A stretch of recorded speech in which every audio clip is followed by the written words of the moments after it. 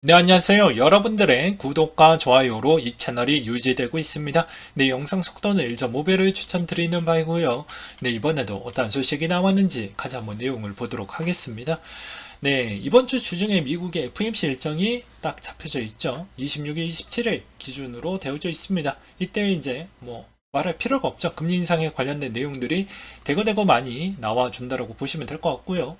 그로 인해서 아무래도 CME 또 선물 만기도 7월 29일 날 잡혀져 있기 때문에 무조건 영향을 같이 받는다라고 보시면 될 것 같습니다. 그래서 한 주간 가장 변동폭이 매우 심해질 수 있다라는 점을 좀 염두를 해 두시면서 또 코인을 지켜보시는 게 맞을 것 같고요.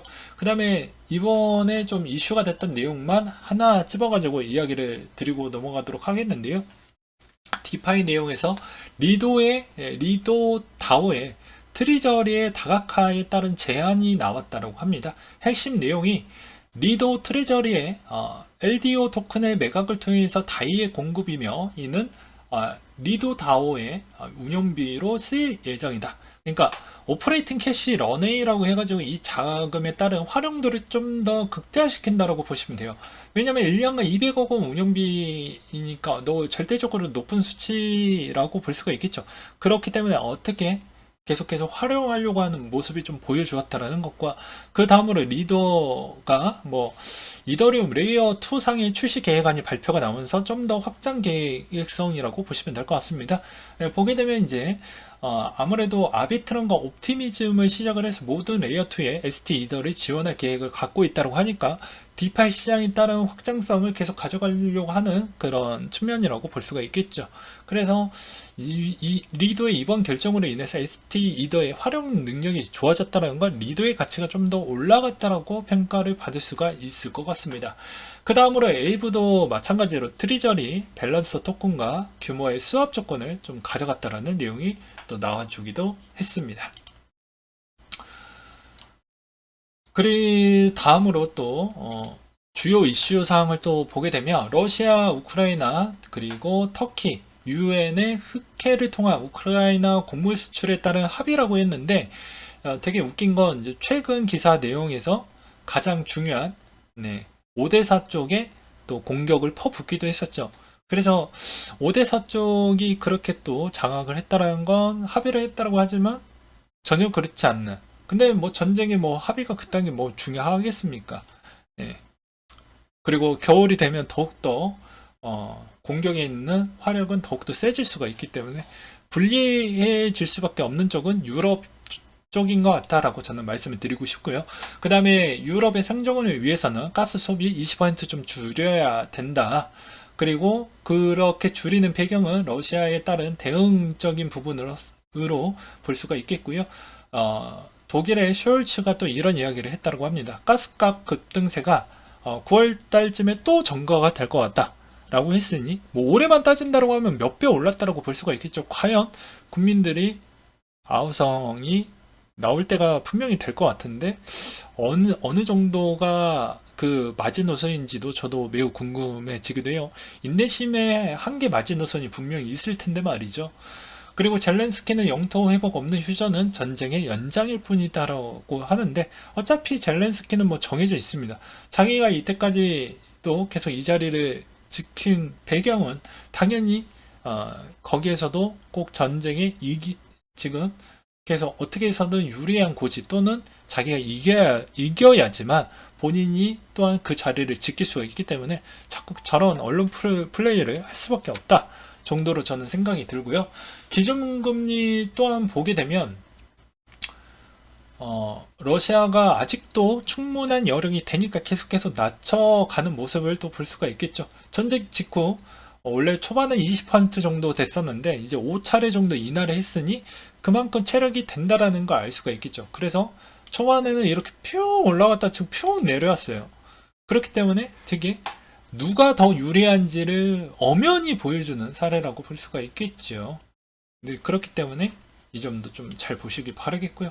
그 다음에 시장에 영향을 주었다라는 부분은 아무래도 견조한 실적이 이번 2분기에 대부분 71% 정도 기업들이 다 나와 주었는데, 이제 미국 기업들이 그만큼 탄탄해 주어서 그나마 시장이 조금 더 안정적이었다라는 것과, 그 다음으로는 어떻게 보면 성장주의 부담 요소도 좀 많이 수그러들었다는 게 10년물 국채금리가 급락이 나왔다라는 거, 그리고 지금의 이제 분위기는 바닥을 좀 쳤다라는 분위기도 좀 형성이 됐다. 그 다음으로 이제 부정적인 부분은 아무래도 소셜 미디어 쪽에 충격이 좀 컸었고, 통신 미디어 쪽이 충격이 꽤 컸었다라는 것과, 그 다음에 미국의 PMI 쪽이 26개월 내에 최저치를 보여주었다라는 점이 좀 그랬다라고 합니다. 이제 스냅 쪽을 보게 되면 왜 그랬냐?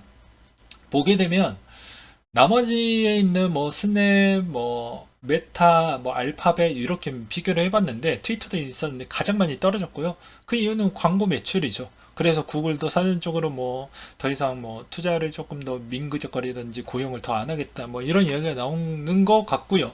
그 다음으로 또 보게 되면 금리에 따른 영향성도 이제 곧 결정이 될 것인데, 최근에 있었던 내용은 아무래도 이번에 80%로 2.25에서 2.5 정도가 좀 될 것 같다, 뭐 이런 이야기가 나오고 있는 실정입니다. 그 다음으로 보게 되면은 이제 3.25에서 3.5가 이제 올해 말에 뭐 이렇게 좀 보여줄 것 같다 라는 것인데, 그건 이제 패를 까봐야지 좀 알 것 같고요. 아무래도 저는 강도는 9월달까지만 강도를 높게 가고 그 뒤부터는 천천히 좀 내려갈 것으로 보여집니다. 계속 이야기를 하지만 저의 주장은 어차피 미국 그리고 유럽, 아시아 쪽도 다 여름 시즌의 성수기가 끝나면 그때부터는 그냥 어느 정도는 좀 소소하게 갈 확률이 전 매우 높다라고 보고 있는 실정이고요. 내년에 이제 금리 전망치가 나왔던 내용이 있었는데 대부분 3에서 3.25, 그러니까 위에 있는 내용하고 보게 되면 좀 웃기죠. 오히려 더 내려갔어요. 그러니까 무슨 말이냐면 내년의 경기 침체에 있어서 우려와 걱정은 있지만 반면으로 보게 되면 금리를 내리겠다라는 강조가 저는 엄청난 호재라고 볼 수가 있습니다. 이게 파격적인 호재라고 볼 수가 있거든요. 그렇기 때문에 지금에 있는 고통은 어느 정도 감수를 하시되 내년에 분명히 어느 시점이 오게 되면 내년 중에 한 번은 분명히 금리를 내릴 확률이 전 매우 높다라고 봅니다. 그래서 그 시점이 이제 상반기에 다 지나고 나서 내릴 것인지 그것까지는 예측하기에는 어렵겠지만 그 한 방이 여러분들한테도 수익에 상당한 영향을 끼칠 것이다 라고 저는 말씀을 드리고 싶었고요. 그 다음에 유가 부분도 매우 중요하죠. 금리를 얼마나 올릴 거냐, 얼마나 빠르게 올릴 거냐, 맨날 그런 부분이었으니까요. 네, 지금의 하락 추이가 더욱더 가속력을 붙고 있는 실정입니다. 리비아의 생산 재개가 하루에 120만 배럴씩 된다라는 것과, 그 다음에 침체에 따른 우려였는데 미국과 유럽의 PMI가 별로 좋지 못했다라는 것을 좀 말씀을 드리고 싶었습니다. 그 다음에 이제 코인에 있는 내용을 하나하나씩 보도록 하겠는데, 매우 안타까웠던 내용이 연달아 또 단독으로 또 정리를 해서 또 보도를 좀 할 것 같은데요. 메타콩즈 부분이 보게 되면 이두이가 그 전에 지니어스에서도 상당히 곤란하고 배신도 좀 많이 당했는데, 이번에는 뭐 일단 저는 중립기어를 좀 보고 설명을 하려고 합니다. 일단은 누가 코스프레를 하는 게 저희한테는 중요하지 않아요. 그래서 일단은 관망을 할 것이고요. 누구한테 지지도 안 할 것입니다. 근데 지금의 의견은 이렇게 나오고 있어요. 이간민 씨와 황영기 씨가 이두희의 민영 사상 책임을 묻겠다라는 내용이 좀 나왔던 게 있었고요. 이두희 씨는 메타공주에 따른 IP를 망쳤던 이간민 씨와 황영기 씨를 물러나라 라고 했는데, 그분이 누구냐면 요분의 이야기를 하는 겁니다. 예, 요분의 이야기를 하는 거예요. 그렇기 때문에 순리대로 이제 가게 되면 아무런 문제가 되진 않을 것 같은데, 지금 보게 되면은 뭐 최근에도 커뮤니티에서도 올려두기도 했었죠. 뭐 자리를 물려놓고 뭐 어떻게 하겠다라고 하지만 논란의 여지는 일단 1라운드밖에 진행이 되지 않았다라고 저는 말씀을 드리고 싶습니다. 왜 그러냐면 서로 내용 증명을 오고 가고 했다라는 건 법적인 절차가 이제 막 시작을 했다라는 것이고, 법적인 절차가 이제 막 시작을 했다라는 것은 그 법적인 결과물이 나올 그때까지는 단기간에 빨리 나오지는 않는다라는 것이죠. 그렇기 때문에 어떻게 보면 메타공주한테는 상당히 위기스럽고, 우리는 이 내부 분열과 내부 문제점에 따라서 별로 신경을 쓰지 않아요. 단지 누가 빨리 정리를 하고 누가 거기에 수장으로 올라와서 빨리 이 상황을 어떻게 또 헤쳐나갈 것이냐가 중요할 것 같고요. 그리고 메타공주를 들고 계시는 분들한테는 이런 메시지를 좀 드리고 싶습니다.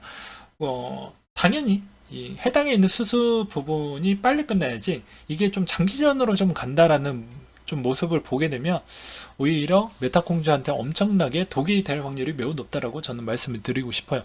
왜냐면 사태가 수습이 안 될수록 그만큼 나머지에 있는 NFT 쪽에서도 엘스울품, 그 다음에 이런 뭐 틈에 나머지 쪽이 훨씬 더 빨리 경쟁사들을 빨리 치고 나갈 수가 있기 때문입니다. 뭐 가치는 훼손이 더욱더 심해지고, 그 다음에 이렇게 내부 분열이 있었던 쪽에 어떻게 보면 해당의 자금이 계속 투자되는 형태로 이렇게 이제 스타트업은 돌아가게 되어져 있는데요. 자금난에 따른 또 허덕이게 되니까 주력에 있는 개발진들이 대거 이탈할 확률도 매우 높아지겠죠. 그래서 저는 니네들 싸움에 내가 감정에 따른 소비는 별로 안 하고 싶지만, 결과론적으로 본다라고 하면 빨리 경과가 끝나고 체제가 좀 빨리 안정화가 되어야지만 된다. 근데 또 과거 내용을 또 보게 되면 메타공주 빼놓고 다 성공했던 부분이 없습니다. 또 해킹 논란도 좀 있기도 했었고요. 그래서 이제 저는 그나마 약간의 굿봉, 저도 굿봉 별로 좋아하지 않는 거 아시잖아요. 근데 약간의 굿봉을 좀 갖고 본다고 하면 국내 프로젝트가 그래도 하나 정도는 좀 잘 나와 줘야 그래도 좀 다른 평가가 좀 되고 하는데, 지금 루나로 인해서 메타공주까지 뭐 이 모양이 되어버린다고 하면 감히 누가 이 앞으로 국내에서 나오는 코인 프로젝트가 뭐 얼마나 신뢰성이 높아지겠습니까? 솔직히 아무도 그냥 생각했죠. 그 다음에 또 비슷했던 추이가 아무래도 이제 이두희 씨가 최근에 결혼을 했잖아요. 레인보우 그 지숙님하고. 그랬기 때문에 또 비슷한 사례로 이제 슈카 월드 형도 좀 논란도 없지 않아 있었어요. 왜 그러냐면 아무래도 이제 저분 있잖아요. 해시드 대표가 최근에 하현주 씨와 결혼을 했는데, 하현주 씨가 이제 자기 남편 까니까 슈카 형 또 까기도 했었죠. 네. 그렇기 때문에 이게 되게 좀 웃기다라고 볼 수가 있습니다. 그리고 또 최근에 해시드도 리오드 부분도 대량으로 또 3번 정도 묶어가지고 매도했던 것도 최근에 또 논란이 계속 이어지고 있기 때문에 이 국내에 있는 이런 논란거리가 빨리 정리가 되길 좀 바라겠고요. 그 다음으로 골드만삭스 주식 전략가가 이런 이야기를 했다고 합니다. 70년 이후 8번 침체 때 EPS 추정치가 평균 14% 하락을 했다라는 것과, 중기적으로 보게 되면 기업 실적이 더 낮아지는 게 불가피할 것 같다. 그러니까 지금의 최저점 단계라고 볼 수가 있겠죠. 인플레는 늦가을 정도가 정점이 될 것 같은데 주가는 아직 바닥이 아니다. 저도 일시적으로 올라올 수 있는데 다시 내려갈 수 있지만, 기간과 추이를 본다라고 하면 항상 여름이 끝나가는 직전 또는 가을이 시작하기 직전 정도 맞물려져 있는 그때까지만 저는 보고 있죠. 그 다음으로 트위터는 왜 이렇게 선방을 했냐? 아직 소송권이 남아져 있죠. 그래서 소송에 따른 기대감 때문에 언제든지 높은 가격대에 매입하려고 하는 부분으로 인해서 생각보다 많이 밀리지 않았다는 거. 그 다음에 독일의 7월 경기 심리를 보게 되면 서비스 제조업 거의 2년치의 최저치를 또 보여주고 있습니다. 독일뿐만 아니죠. 프랑스도 마찬가지입니다. 비슷한 정도이고요. 미국의 CIA 국장이 러시아 1만 5천 명 정도 전사를 했다. 전쟁에 뭐 남는 건 없습니다. 네, 남는 건 없어요. 우리들만 개죽음이 되는 것이죠. 아무튼 그러하고요. 테슬라 대형 악재 터질 수도 있다. 머스크 CEO 공급 유용에 따른 의혹이 계속 돌고 있다라는 내용이 나와주고 있는데요. 저는 이번 트위터로 인해서 트위터 쪽에서도 자꾸 그런 형태로 좀 분위기를 잡아가려고 하고, 그렇게 또 힘을 쓰려고 하는 그런 보이지 않는 힘싸움이다 라고 저는 생각을 하고 있습니다. 디센트럴랜드에서 나왔던 게 있었는데요. 뭐 보게 되면 유명한 스케체 메타버스에서 어, 그 합류를 한다라고 해서 또 주목을 좀 받아서 좀 급등이 나와주기도 했었고요. 블룸버그 통신에 따르면 어, 이번에 FTX가 빅썸을 인수한다라는 이야기가 또 나와주기도 했습니다. 바이트댄스가 대규모 감원에 이어서 채용도 대폭 축소하겠다라는 내용이 좀 있었고요. 글로벌 배달 플랫폼 사업 축소도 이제 롯데가 바로 배송 확대 전면 수정하겠다. 그러니까 이때까지 계속 현금 흐름이 별로 좋지 않았던 회사들 또 더욱더 힘들어진다라고 볼 수가 있겠고요. 원래 적자 났던 그런 사업 부분을 계속 축소해 나가는 부분이라고 볼 수가 있게 되겠죠. 그 다음에 이더리움 머지 90% 완료가 됐다. 테스트 90% 정도 완료가 됐다라는 것과 러시아는 또 자원 싸움의 부분에 있어서 또 EU들이 또 외치고 있습니다. 왜냐면 EU도 되게 웃긴 게 자기네들 이득을 또 취하고 러시아에 있는 거를 견제를 좀 더 하기 위해서 다른 루트로 확보를 하니까 러시아가 또 추가적으로 또 뭐 그렇게 간섭을 하고 제재를 하고 있잖아요. 근데 또 반면에 자기네들이 또 아쉬우니까 이건 또 하지 말라는 그게 뭔 개똥 같은 소리인지는 모르겠지만 그렇다라고 합니다. 그래서 티타늄을 공급하는 중요한 공급 업체인데 그거는 이제 자기 알 바 아니겠죠. 그 다음으로 환희의 차에서서 균형을 맞추기 위한 단기 쇼가점이 좀 나와주고 있지 않을까라는 그런 내용들도 있기도 했습니다. 아무래도 이번 주에 FMC 일정도 있고 그 다음에 숏을 잡으려고 하는 그런 세력들도 꽤 이번에 많이 있기 때문에 아무래도 이번에 잠깐 좀 휘청휘청 거리지 않겠냐라는 그런 주장이 있는 글이 좀 있었고요. 그 다음에 금리 인하가 코앞에 닥치는 5가지 이유를 보게 되면 경제활동 둔화, 팬데믹 이전의 경제성장에 따른 이미 부진, 그리고 부채가 많은 국가들의 금리 인상에 따른 측면, 그리고 인플레이션의 부채 구제가 정부 지출 증가로 상쇄가 됐다라는 거, 시장은 이미 금리 인하의 가격을 책정을 하고 있다라는 내용들도 있기도 했습니다. 그리고 페이퍼 컴퍼니 측에서 테러 직원의 급여 제공을 해서 돈 세탁한 거 아니냐라는 내용이 또 없지 않아 있었고요. 에이브 커뮤니티에서는 이제 에이브 쪽에 1인치 쪽하고 이제 담보로 사용할 수 있을 만한 걸 제한을 또 했다라고 합니다. 청산 임계값은 50%로 설정을 했고요. 청산 보상 비율은 8.5%로 설정을 했다라고 합니다. 그러니까 이때까지 보게 되면 뭐 리도나 에이브의 행동을 보게 되면 알 수 있는 거 쉽게 이야기를 하면 야 저기 한 새끼 좀 망했으니까 내가 그 파일을 빨리 가져가기 위해서는 지금에서 좀 괜찮은 애들 거 좀 여유있게 확장을 가져가려고 하는 모습이라고 보시면 될 것 같고요. 그 다음으로 보게 되면 AT&T 요새 통신주가 좀 논란이 있었던 게 최근에 또 재무제표 나오고 실적 나오고 나서 나왔던 내용 중에 가장 크리티컬했던 게 통신비조차 못 내는 고객들이 꽤 많이 늘었다라는 점이 있었다라는 것과 그 다음에 기존의 부채가 꽤 많이 있었죠. 투자도 많이 하고 있었고요. 그러다 보니까 그 부담률 추이가 어떻게 보면 캐시플로우가 별로 좋지 않는다. 현금 흐름도 별로 좋지 않는다. 이런 이야기가 나와 줌으로써 아무래도 그런 영향성을 좀 받았다라고 생각을 해볼 수가 있습니다. 그러니까 반대로 이야기를 하면 야 이렇게 대부분 미국인들이 쓸 돈이 없는데 투자는 할 수 있을까? 라는 심리가 부각화됐다라고 볼 수가 있겠거니와 그 다음에 9월에 이더리움 POW, POS 병합 소식이 있었던 6월 하순 이후에 이더리움 2.0 신규 스테이킹 물량이 매우 적었다라는 점도 좀 아셔야 되지 않을까 싶습니다. 네, 그렇기 때문에 이번 9월의 부분에 이만큼 스테이킹 양이 줄어들었다는 것은 아무래도 디파이의 약간의 문제점 때문에 일시적인지 아니면 그게 계속 이어나갈 것인지도 좀 바라볼 필요성이 있을 것 같고요. 그 다음으로 제가 이야기했던 건 과연 돈이 없을까? 그러니까 돈이 있는 자도 지금 스탠바이를 하고 있는 실정이고요. 왜냐면 이것도 실시간 방송에서도 보여드리기도 했었잖아요. 9.11 사태 이후 캐시 레벨이 가장 높은 단계이다. 그러니까 누구나 다 눈치를 보고 있는 실정이죠. 언제 들어갈 것인지 계속 스탠바이를 하고 있다는 걸 알 수가 있겠고요.